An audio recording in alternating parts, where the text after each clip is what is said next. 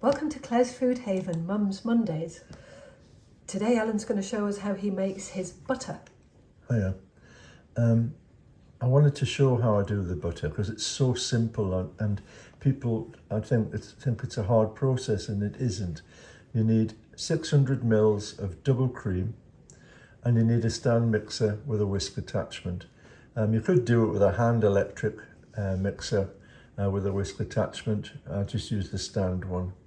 And I'm showing this in real time because I wanted people to see the various stages of the process as the cream changes its consistency and ends up as butter. So I think the whole process takes 8 minutes, you said? Yeah, it does. And now I've just stopped the machine there because you can see that it's like thick whipped cream now. That's the first stage, if you like. It looks a little bit more yellow than it was when it started. It will continue to go yellow. Now we've gone into the overly whipped cream stage. You wouldn't want that served to you with your dessert. It looks not nice. And it's also starting to sit to the sides of the bowl here.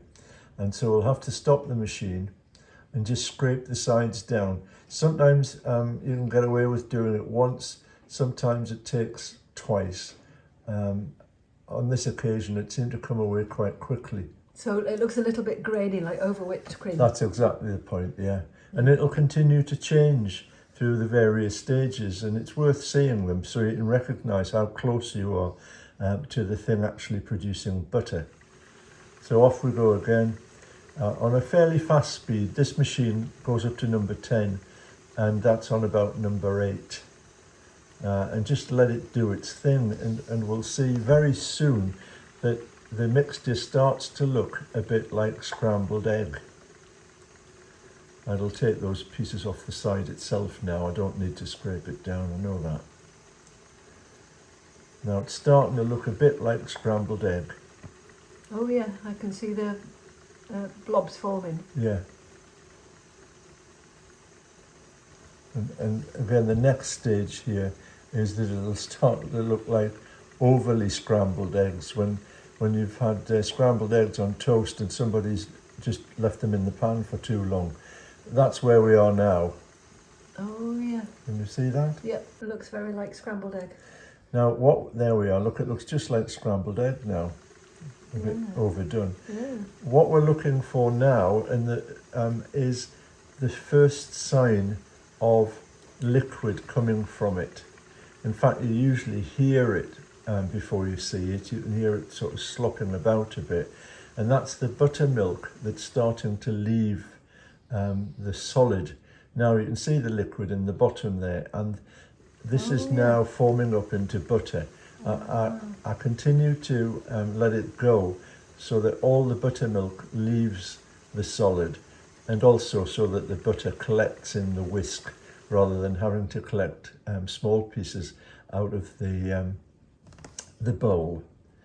So that's the butter, and the next stage that we'll move on to is to shape it into some sort of bar.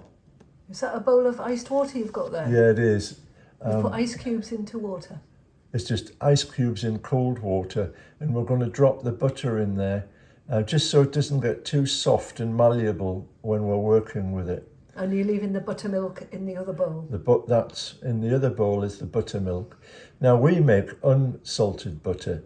We can, and I have in the past, made salted butter, slightly salted butter, but it's really surprising how much salt you have to put in a 600 ml pot of double cream to get slightly salted butter at the end of it. You put 2 level tablespoons of salt in the cream to start with. That's a lot of salt. It sounds incredible, but it nearly all leaves the solid and ends up in the buttermilk. Yeah, and we've done that, Alan, and then we ended up with really salty scones. Yeah, that spoils the buttermilk for making anything from it. And as you just said, we always try to make scones from it. In addition, you prefer unsalted butter, so this is fine. So what I've got to now do is to sort of draw it all together in a big lump. without handling it too much, because we don't want it to melt from the warmth of my hands. You'll also see that I put a pair of rubber gloves on for this process because, well, it's hygienic, and otherwise I'd be covered in butter as well. So that's why you needed the ice in the water? It's just to keep the water cold. Right. There is a trick to being able to avoid getting a cube of ice in your butter, but we seem to have managed it on this occasion.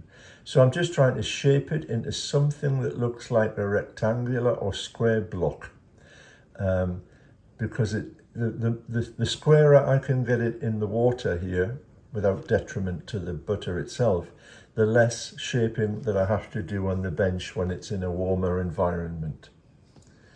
But it's just about ready to come out now. And the bowl at the moment is standing on a bit of marble. You just need a clean, smooth surface. A board will do. As it happens, there's a marble tile here that we're using. Actually, we use it to put hot pans on, but it also works very well for this purpose. Now it's coming out now, and there it is. So Now, it's a lovely yellow colour. It is, it's very yellow. I don't have butter paddles for shaping the butter. These are just two wooden spatulas. You're just slapping it now? I just slap it, take out all your frustrations on the butter. It's quite good. There we are. It's a shame I haven't got any sound on this because... You're slapping out the water?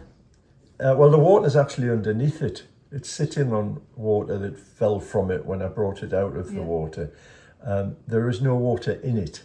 It is just solid butter. So when you get it into a reasonable sort of shape, about there now, the size of that is really too big for us to have in the fridge at once. So I'll typically cut it in half and then wrap them separately, the two halves. And we will freeze one half because it freezes terribly well, and we'll stick one half in the fridge for our use. And how long does it stay fresh for? It stays in the fridge fresh for up to a week, really. I don't think we've ever had any butter go off. Of course, we eat butter, so you might say it wouldn't go off. Yeah. And it freezes for, I have no idea, but I've never found a problem with any butter that we've brought out the freezer weeks and weeks into months later. Lovely. And this butter, I believe, is as good as anything that you might buy in a shop. And it's also substantially less expensive than buying butter. So you've got a good block of butter for the cost of a pot of cream. Exactly. And the price of running the mixer for 10 minutes. Yeah. Now, we're coming up to 8 minutes now since I started this video. Start to finish, it's been 8 minutes. Yeah, and it's virtually real time. I just can't impress upon people how easy it is, and it's very nice. Wow, that's amazing. Thanks, Helen.